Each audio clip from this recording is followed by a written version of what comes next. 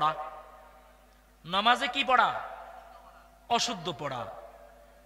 নামাজের যদি আপনি রোকন, ফরজ, ওয়াজিব, আদাবগুলো আদায় করে নামাজ পড়েন রাসূলের তরিক অনুযায়ী, হুজুর হাদিস পড়েছিলেন সল্লু কামা রাআইতুমুনি উসাল্লি, তবে ইকামাতিস সালাহ।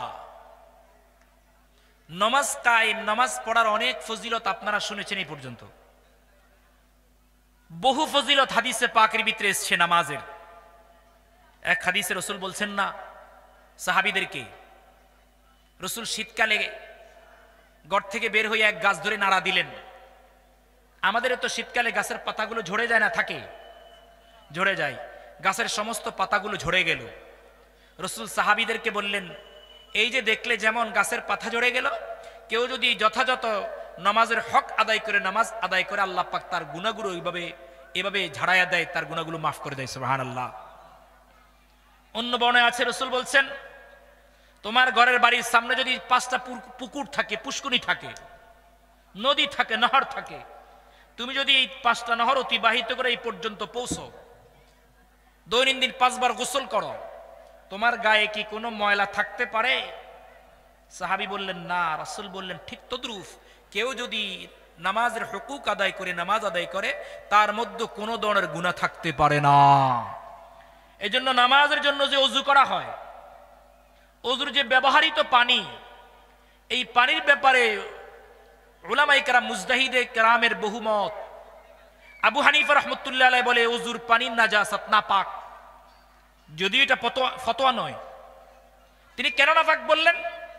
নামাজের জন্য যে ওযু করা হয়, ওই ওযুকারী যদি কোনো কবিরা গুনাহ করনেওয়ালা থাকে, আবু হানিফা রাহমাতুল্লাহ আলাইহি আল্লাহ পাকের অন্তর চক্ষু দিয়েছিলেন, ওই ওযুর পানির সঙ্গে তার কবিরা গুনাহ ঝরতে তিনি দেখতেন। এজন্যই তিনি বলতেন এই ওযুর পানি নাপাক। সুবহানাল্লাহ বলবেন না? অন্তর চক্ষু। আমার আপনারা যদি চোখ আছে, ওই চোখ নেই। আল্লাহ, নামাজের একটা লাভের কথা আল্লাহ পাক এই আয়াতে বলেছেন, ইন্নাস সালাতা তানহা আনিল ফাহশাই ওয়াল মুনকার। নিশ্চয় নামাজ নামাজীকে বাধা দিবে, ফিরাইয়া রাখবে নিন্দনীয় গর্হিত কাজসমূহ থেকে। ফাহশা, ফাহশা এমন কাজকে বলা হয়, যেই কাজ শুধু, এমন মন্দ কাজকে বলা হয় যেই মন্দ কাজ শুধু ঈমানদারের কাছে মন্দ এমন নয়। ঈমানদার, কাফের সব মানুষের নিকট যেই কাজটি মন্দ, এমন কাজকে ফাহশা বলা হয়।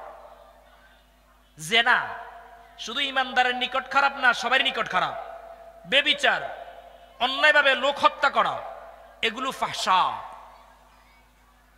এক সাহাবী তাহাজ্জুদ পড়ে, দিনের বেলা আবার চুরি করে। সাহাবায়ে কেরাম গিয়ে বললেন, ইয়া রাসূলুল্লাহ, ইয়া হাবিবাল্লাহ, অমুক সাহাবী আপনার পিছনে নামাজ আদায় করে, রাত্রি তাহাজ্জুদ পড়ে।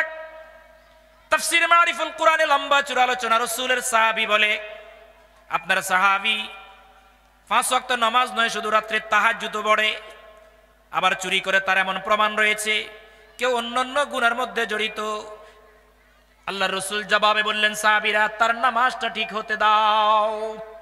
কিছুদিন পর তার নামাজ ঠিক হয়ে গেছে। আল্লাহ পাক তাকে সমস্ত গুনাহ, চুরি সহ সমস্ত গুনাহ থেকে আল্লাহ পাক বাঁচাইয়া দিয়েছে। ইন্নাস সালাতা তানহা আনিল ফাহশাই ওয়াল মুনকার, কালামে পাকের আয়াতে কারিমা নাজিল হয়ে গেছে। এখন প্রশ্ন জাগে, আমরা সমাজে বহু মানুষ তো নামাজি, নামাজ পড়ি, নামাজ পড়ে বের হয়ে গুনাহতে লিপ্ত হয়ে যাই, সুদ ঘুষে লিপ্ত হয়ে যাই, মিথ্যা কথা লিপ্ত হয়ে যাই, বিভিন্ন কবিরা গুনার মধ্যে লিপ্ত হয়ে যাই। আল্লাহ পাক যে বললেন বাঁচাবে, তাকে বাধা দিবে, আমরা যে লিপ্ত হয়ে গেছি। আলিয়াযুবিল্লাহ, আল্লাহ মিথ্যা বললেন নাকি? ইন্নাস সালাতা তানহা আনিল ফাহশাই ওয়াল মুনকার। এই জন্য হযরতে উলামায়ে কেরাম বলেন, মান লাম তানতাহি সালাতু আনিল ফাহশাই ওয়াল মুনকার, নামাজ যেই ব্যক্তিকে ফাহশা এবং মুনকার কাজ থেকে বাঁচাইল না, ফিরাইল না, ফালা সালাতা লা, তার এটা নামাজে হয় নাই। মানুষ নামাজি বললেও আল্লাহ পাকের নিকট নামাজ হয় নাই। মান লাম তানতাহি সালাতু আনিল ফাহশাই ওয়াল মুনকার, যেই নামাজে নামাজিকে গুনাহের থেকে, নিন্দনীয় গর্হিত কাজ থেকে ফেরাইল না, বাঁচাইল না, ফালা সালাতা লাহ, তার নামাজে হয় নাই। রাসূল যে বললেন তার নামাজটা ঠিক হতে দাও। ঠিক হওয়া বলতে কি বুঝি আমরা? কথাগুলো যদি বুঝি আর মনে রাখতে পারি নিজেদের জন্য। ঠিক হওয়া বলতে একটা বাহ্যিক ঠিক আর একটা অভ্যন্তরীণ ঠিক। বাহ্যিক ঠিক বলতে আমার একদিন মানা বশির সাহেব হুজুর দামাত বারাকাতুম যে বলছেন নামাজে 51 সুন্নত। এই 51 সুন্নত 14 ওয়াজিব 13 ফরজ। নামাজের বাহিরে ভিতরে কয় ফরজ? 7 ফরজ। ভিতরে নামাজের বাহিরে ভিতরে 13 ফরজ, 7 ফরজ 6 ফরজ, 14 ওয়াজিব 51 সুন্নত। এই সবগুলো যদি কেউ জেনে এরপরে নামাজ পড়ে, নামাজের একদিক ঠিক